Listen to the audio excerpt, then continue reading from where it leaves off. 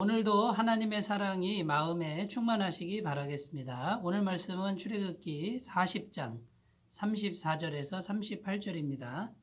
구름이 회막에 덮이고 여호와의 영광이 성막에 충만하매 모세가 회막에 들어갈 수 없었으니 이는 구름이 회막 위에 덮이고 여호와의 영광이 성막에 충만함이었으며 구름이 성막 위에서 떠오를 때에는 이스라엘 자손이 그 모든 행진하는 길에 앞으로 나아갔고 구름이 떠오르지 않을 때에는 떠오르는 날까지 나아가지 아니하였으며 낮에는 여호와의 구름이 성막 위에 있고 밤에는 불이 그 구름 가운데 있음을 이스라엘의 온 족속이 그 모든 행진하는 길에서 그들의 눈으로 보았더라. 아멘. 네, 드디어 출애굽기 마지막 부분에 도달했습니다. 이 마지막 부분의 34절에 보면 구름이 회막에 덮이고 여호와의 영광이 성막에 충만하매 이렇게 기록합니다. 성막이 완성이 되었고요. 그 성막 위에 구름이 임했는데 그 구름은 여호와의 영광이 충만한 구름이라고 이렇게 설명하고 있습니다. 결국 출애굽기를 통해서 하나님께서 이루시고자 하는 그 목표 지점이 성취되었다는 것을 말씀해 주는데, 하나님이 정말 이스라엘 공동체에게 이루시고자 했던 것이 바로 이 여호와의 영광의 임재가 충만한 이런 일을 이루고자 하시는 것이죠. 그것 때문에 모세를 시내산으로 부르시고 40일간 모세와 함께 하시면서 성막을 보여주시고 성막을 지으라고 하셨던 것입니다.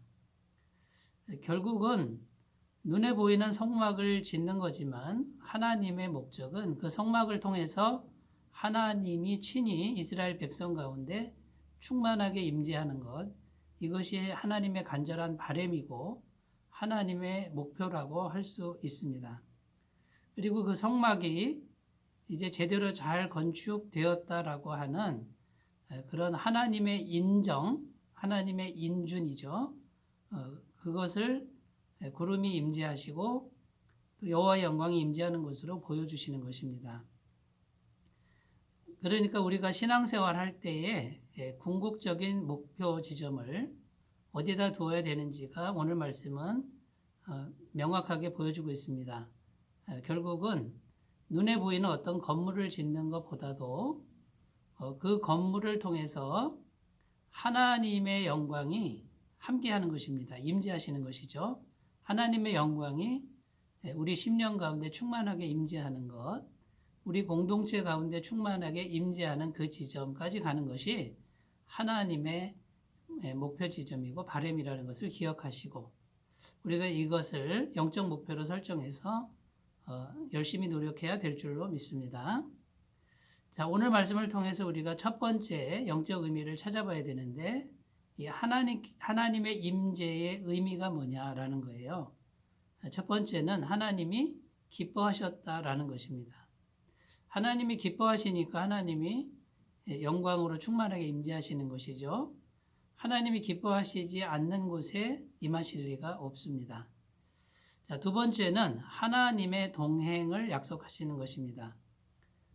이제 내가 너희에게 임재하였으니 너희는 혼자가 아니다. 내가 너희와 언제나 함께 하겠다라고 하는 그런 하나님의 그런 말씀이 되겠죠. 출애굽기 34장 14절에 여호와께서 이르시되 내가 친히 가리라. 내가 너를 쉬게 하리라. 모세에게 주셨던 하나님의 약속이 그대로 성취되는 내용입니다.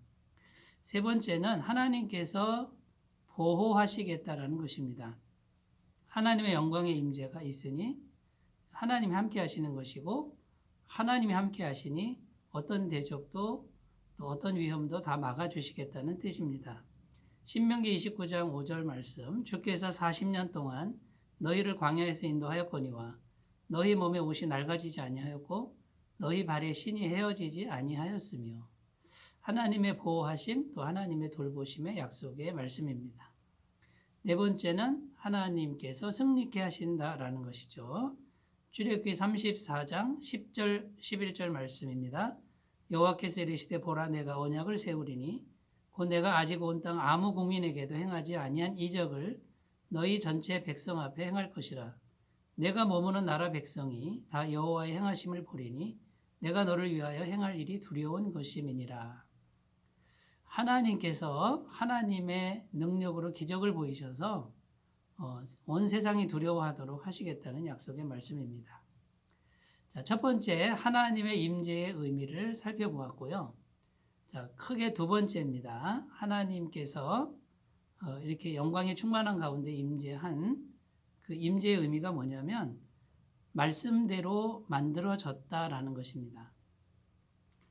오직 모세는 하나님께서 말씀하신 대로 그대로 순종해서 성막을 만들었습니다. 여기에 보면 하나님이 보여주시는 대로 했고요. 그 다음에 만들 때에도 자기 생각이 들어간 것이 아니라 하나님께서 인도하시는 대로, 또 재료들도 하나님이 자원해서 감동하시는 대로 재료가 모아졌고, 그 다음에 그 성막을 만드는 사람들, 부살렐이나 오홀리압이나 또 이름 없는 여인들도 성령의 감동함을 받아서 그런 성막 기구를 만든 것이죠. 처음에도 하나님의 말씀, 준비 과정에도 하나님의 말씀, 제작 과정에도 하나님의 말씀대로 이렇게 잘 만들어졌다라는 것을 보여주고 있는 것이죠. 자, 여기서 우리가 생각할 것이 무엇입니까? 언제든지 하나님의 말씀과 연결되어서 그대로 순종하는 것이 중요하다라는 것입니다. 그럴 때 하나님의 영광의 임재가 우리와 함께 하신다라는 것이고요. 자, 이제 세 번째입니다. 정말 중요한 의미는 이제 우리의 주도권을 하나님께 이양하는 그런 의미가 있습니다. 자, 구름이 임했는데 구름이 임해서 움직이기 전에는 이스라엘 백성들은 움직여서는 안 된다는 것입니다. 이제는 여호와의 영광이 임해서 구름이 임했습니다.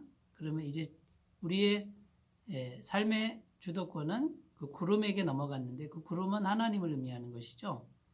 그러니까 하나님께 모든 주도권을 넘긴다라는 의미가 있는 것입니다. 자, 이 말씀에서 보면 이제 환경이 중요한 게 아니라 환경은 하나님이 어떻게든지 해결하십니다.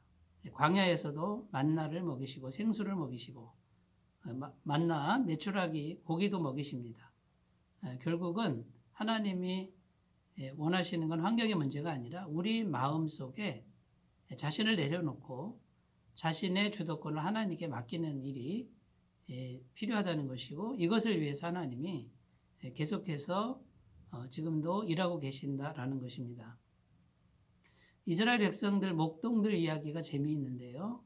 양들을 치다 보면 이 양들이 산길을 가다가 목동을 따라가야 되는데 한눈을 팔고 절벽 끝에 가서 풀을 먹다가 결국에는 그 절벽에서 이제 구원받을 길이 없는 고립지경에 빠질 때가 있다고 합니다.